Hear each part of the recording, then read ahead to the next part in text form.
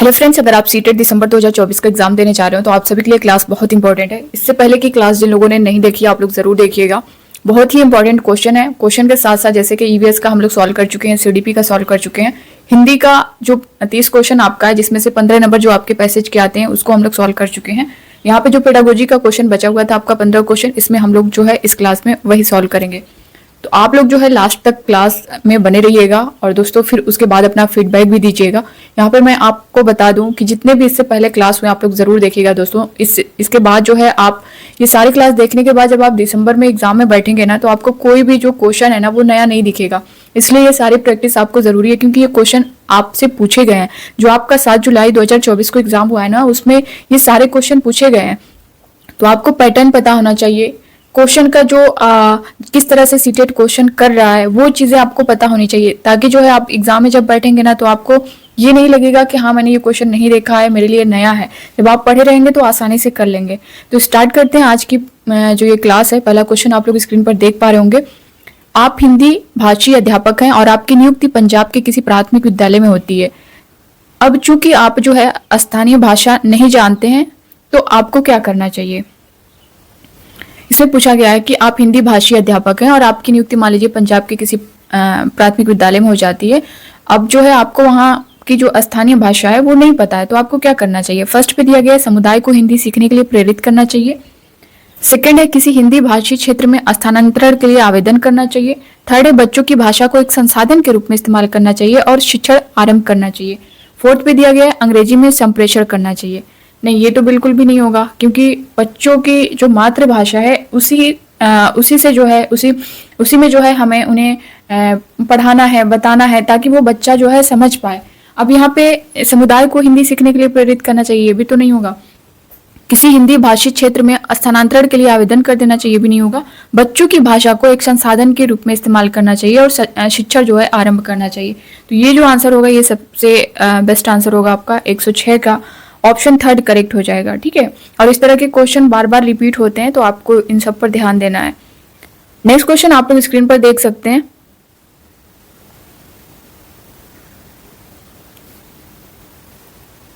अगला क्वेश्चन आप लोग स्क्रीन पर देख पा रहे होंगे।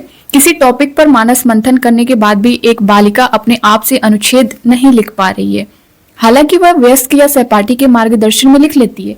इस प्रकार के मार्गदर्शन को क्या कहेंगे, ये आपको बताना है। किसी टॉपिक पर जो है मानस मंथन करने के बाद भी एक बालिका अपने आप से अनुच्छेद नहीं लिख पा रही है, हालांकि वह जो है वयस्क या सहपाठी के मार्गदर्शन में लिख लेती है। इस प्रकार के मार्गदर्शन को आप क्या कहेंगे। टीम शिक्षण कहेंगे, नहीं। मदद कहेंगे, इसको देख लेते हैं। सहपाठी शिक्षण कहेंगे, नहीं। सहपाठी परामर्श कहेंगे, नहीं।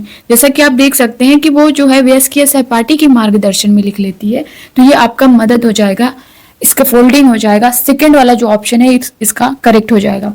नेक्स्ट क्वेश्चन आप लोग स्क्रीन पर देख पा रहे होंगे। भाषा अर्जन केवल तभी घटित होता है जब बच्चों को भाषा का प्रवेश एक्सपोजर दिया जाए। सेकेंड है बच्चों को व्याकरण के नियम सिखाए जाए, नहीं। बच्चों को अनुवाद करने का अभ्यास करवाया जाए, ये भी नहीं होगा। बच्चों को पठन के अवसर दिए जाए, ये भी नहीं होगा। भाषा अर्जन केवल तभी घटित होता है जब बच्चों को भाषा का प्रवेश दिया जाए। तो फर्स्ट वाला जो ऑप्शन है ना ये आपका करेक्ट हो जाएगा। ठीक है, और ये भाषा अर्जन से आपका एक क्वेश्चन हमेशा पूछता है तो आप बहुत इंपॉर्टेंट है ये वाला। निम्नलिखित में से कौन सा कथन पाठ्यपुस्तक के बारे में सही है, ये आपको बताना है कि पाठ्यपुस्तक के बारे में जो है कौन सा कथन सही है। पाठ्यपुस्तक का स्थान कोई दूसरा नहीं ले सकता। सेकेंड है पाठ्यपुस्तक अध्यापक और अध्यापक के लिए एकमात्र महत्वपूर्ण सामग्री है। एकमात्र, जहां पे भी आपको निगेटिव केवल एकमात्र इस तरह से दिखे वो आपका आंसर ही नहीं होगा। थर्ड पे दिया गया है कि यह जो है पाठ्यचर्या में उल्लेखित उद्देश्यों को प्राप्त करने में मदद करती है। फोर्थ पे दिया गया है ये सत्र के लिए शैक्षिक गतिविधियों की योजना है।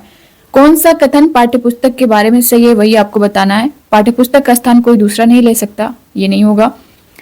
सेकंड मैंने बता ही दिया, ये पाठ्यचर्या में उल्लेखित उद्देश्यों को प्राप्त करने में मदद करती है, बिल्कुल ये थर्ड ऑप्शन जो है आपका इसमें करेक्ट हो जाएगा। अगला क्वेश्चन देखेंगे।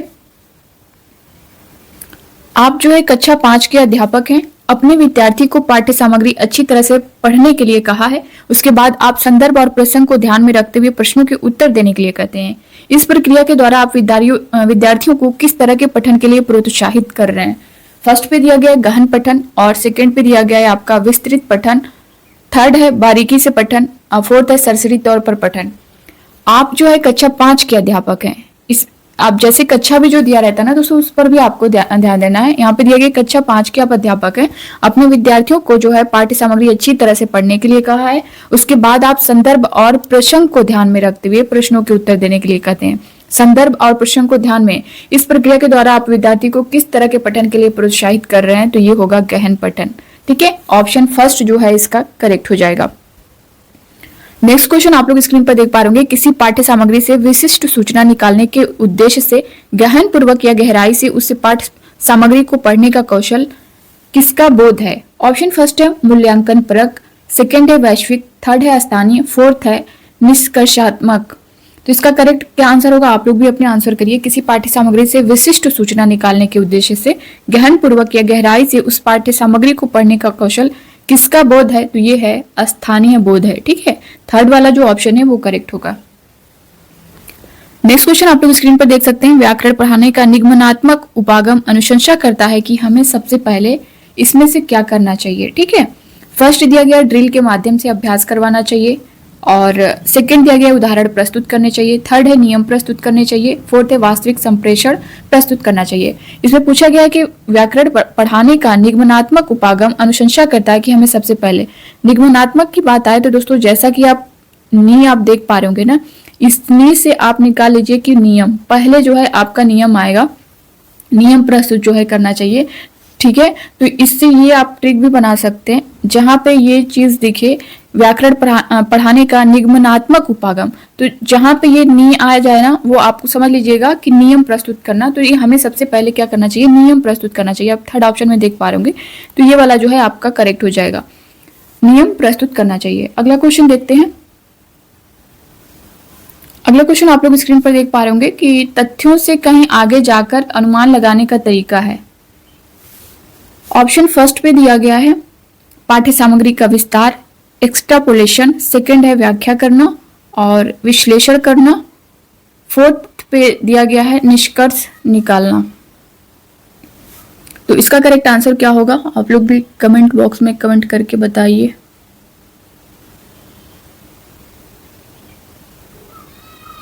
इनमें से किसका जो है तथ्यों से कहीं आगे जाकर अनुमान लगाने का तरीका है, तो ये है दोस्तों आपका पाठ्य सामग्री का विस्तार, तथ्यों से कहीं आगे जाकर जो है अनुमान लगाने का तरीका है, तो फर्स्ट वाला ऑप्शन इसमें करेक्ट होगा। अगला क्वेश्चन देख पा रहे होंगे, कक्षा में मातृभाषा को स्थान न देना किस विधि की विशेषता है। न देने की बात की गई है, तो ये किस विधि की विशेषता है ये बताना है। प्रत्यक्ष है, प्राकृतिक है, या फिर द्विभाषिक है, या फिर श्रव्य भाषिक है। तो कक्षा में मातृभाषा को स्थान न देना किस विधि की विशेषता है, तो दोस्तों ये प्रत्यक्ष है, डायरेक्ट ऑप्शन फर्स्ट जो है उसका करेक्ट होगा। अगला क्वेश्चन आप लोग स्क्रीन पर देख पा रहे होंगे, ये पेडागोजी, हिंदी पेडागोजी के क्वेश्चन को हम लोग सॉल्व कर रहे हैं, जो आपका 30 क्वेश्चन पूछा जाता है, जिसमें से 10 क्वेश्चन आपके पैसेज की, 10 जो है पेडागोजी। तो जो 15 क्वेश्चन जो है आपके पैसेज के पूछे जाते हैं, जिसमें से गद्यांश और कविता से क्वेश्चन होते हैं, और 15 जो आपके पेडागोजी के होते हैं। तो जो आपके पैसेज के क्वेश्चन है उसको हम लोग सॉल्व कर चुके हैं, यहाँ पे पेडागोजी वाले क्वेश्चन को हम लोग सॉल्व कर रहे हैं। एक अध्यापक होने के नाते आप एक बच्चे को उसकी कुल भाषण प्रयोग के लिए प्रशंसा करते हैं, यद्यपि उसने कुछ शब्दों की वर्तनी गलत लिखी है। आप कक्षा में किस उपागम का प्रयोग कर रहे हैं, ये आपको बताना है। संरचनात्मक या फिर समग्र भाषा का, या फिर संप्रेषणात्मक, या फिर रचनावादी। तो एक अध्यापक होने के नाते आप एक बच्चे को उसके कुल भाषा प्रयोग के लिए प्रशंसा करते हैं, यद्यपि उनसे कुछ शब्दों की वर्तनी गलत लिखी है। आप कक्षा में किस उपागम का प्रयोग कर रहे हैं, तो समग्र भाषा का, सेकंड ऑप्शन करेक्ट हो जाएगा। अगला क्वेश्चन है, एक भाषा अध्यापक को चाहिए कि वह शिक्षार्थियों को स्वच्छंद लेखन के लिए प्रोत्साहित करें, क्योंकि स्वच्छंद लेखन का शिक्षार्थियों के लिए लाभ है। ऑप्शन फर्स्ट में दिया गया है शिक्षार्थी अपने प्रथम भाषा के लिखित स्वरूप के गुणधर्म समावेशित कर सकते हैं। सेकंड दिया गया है शिक्षार्थियों को प्रवाह के साथ और रचनात्मक तरीके से लिखने के लिए प्रोत्साहित करता है। थर्ड ऑप्शन है शिक्षार्थी लिखने या न लिखने के लिए स्वतंत्र हैं। फोर्थ ऑप्शन दिया गया है शिक्षार्थी ये महसूस नहीं करते हैं कि उन्हें कुछ अधिक या एकदम सटीक लिखना है। एक भाषा अध्यापक को चाहिए कि वह शिक्षार्थी को स्वच्छंद लिखने के लिए प्रोत्साहित करे, क्योंकि स्वच्छंद लेखन का शिक्षार्थियों के लिए लाभ है। शिक्षार्थी अपनी प्रथम भाषा के लिखित स्वरूप के गुणधर्म समावेशित कर सकते हैं। नहीं, यह शिक्षार्थियों को प्रवाह के साथ और रचनात्मक तरीके से लिखने के लिए प्रोत्साहित करता है। तो इसका जो सेकंड ऑप्शन है ये करेक्ट हो जाएगा। नेक्स्ट क्वेश्चन है, यह अधिगम का एक प्रकार है जिसमें बच्चे को उच्च स्तरीय मानसिक प्रक्रियाओं जैसे बुद्धि या तर्क करना आदि का प्रयोग करना होता है। फर्स्ट में दिया गया है संरचना अधिगम, सेकंड में है मौखिक अधिगम, थर्ड पे है अवधारणा अधिगम, फोर्थ पे है गत्यात्मक कौशल अधिगम। यह अधिगम का एक प्रकार है जिसमें बच्चे को उच्च स्तरीय मानसिक प्रक्रियाओं जैसे बुद्धि या तर्क करना आदि का प्रयोग करना होता है। तो इसमें जो करेक्ट आंसर है वो क्या है, वो आपको आंसर करना है। तो इसका जो करेक्ट आंसर होगा दोस्तों अवधारणा अधिगम होगा, थर्ड वाला ऑप्शन करेक्ट हो जाएगा। अगला क्वेश्चन देख पा रहे होंगे, निम्नलिखित में से कौन सा कक्षाई अभ्यास विद्यार्थियों में मौखिक भाषा के विकास में मदद करेगा। कौन सा जो है कक्षाई अभ्यास विद्यार्थियों में मौखिक भाषा के विकास में मदद करेगा, ये आपको बताना है। तो नए या अपरिचित शब्दों के सही उच्चारण का अभ्यास करना नहीं, अध्यापक के साथ पाठ्य सामग्री का संवेद पठन नहीं, कविता को कंठस्थ कर लेने के बाद, कंठस्थ ये आपका निगेटिव वर्ड नहीं होगा, रोल प्ले में भाग लेना, ये आपका जो है करेक्ट आंसर हो जाएगा, फोर्थ ऑप्शन। नेक्स्ट क्वेश्चन देख पा रहे होंगे, जब हम ये कहते हैं कि भाषा यादृच्छिक है तो इसका तात्पर्य क्या है। फर्स्ट दिया गया है भाषा पहले से निर्धारित सिद्धांतों का पालन करती है, सेकेंड है भाषा के शब्दों और उनके अर्थों के बीच अंतर्निहित संबंध है, थर्ड है शब्दों और उनके अर्थों के बीच संबंध किसी ठोस कारण पर आधारित है न कि बस यूं ही, फोर्थ दिया गया है भाषा के शब्दों और उनके अर्थों के बीच किसी प्रकार का अंतर्निहित संबंध नहीं है। जब हम ये कहते हैं कि भाषा यादृच्छिक है तो इसका तात्पर्य है कि भाषा के शब्दों और उनके अर्थों के बीच किसी प्रकार का अंतर्निहित संबंध नहीं है, ये आपका करेक्ट आंसर होगा, फोर्थ वाला। अगला क्वेश्चन और आज की क्लास का लास्ट क्वेश्चन है, भाषा अधिगम में निदानात्मक परीक्षण का उद्देश्य क्या है। फर्स्ट दिया गया है विद्यार्थियों की प्रगति रिपोर्ट कार्ड में प्राप्त फल लिखना नहीं, योगात्मक आकलन के लिए योजना एवं प्रश्न बनाना, ये भी नहीं होगा। निदात्मक परीक्षण का उद्देश्य पूछा गया यहाँ पे, अभिभावक शिक्षक बैठक में अभिभावकों को सूचित करना और ध्यान देने के लिए कहना, ये भी नहीं होगा। बच्चों की समझ में रह गए अंतरों को जानना और उपचारात्मक कदम उठाना, ये आपका होगा निदानात्मक परीक्षण का उद्देश्य। तो फोर्थ वाला ऑप्शन इसमें करेक्ट हो जाएगा। तो ये था दोस्तों 30 क्वेश्चन जो आपका हिंदी से पूछा जाता है, जिसमें से 15 नंबर जो पैसेज था हम लोग उसे सॉल्व कर लिए इससे पहले की क्लास में, और आज की इस क्लास में हम लोगों ने पेडागोजी के जो है 15 क्वेश्चन सॉल्व किए हैं। तो इसके बाद जो है आपका जो सब्जेक्ट बचा हुआ है उसका क्वेश्चन देखेंगे। सीडीपी हम लोग कंप्लीट कर चुके हैं, ईवीएस कंप्लीट कर चुके हैं, ये आपका हिंदी था। आगे मैथ का जो है अभी 30 क्वेश्चन बचा हुआ है। तो सभी बाकी आप लैंग्वेज में कोई किसी ने इंग्लिश ले रखा है, किसी ने संस्कृत ले रखा है, किसी ने उर्दू, तो जिनका लैंग्वेज जो होगा आप लोग कमेंट बॉक्स में कमेंट करके बताइएगा। तो बस आज की क्लास में इतना ही दोस्तों, मिलते हैं अब नेक्स्ट क्लास में, तब तक के लिए bye bye, take care, thank you. और अपना फीडबैक जरूर दीजिएगा और इसी तरह से आप लोग क्लास में बने रहिएगा। Thank you.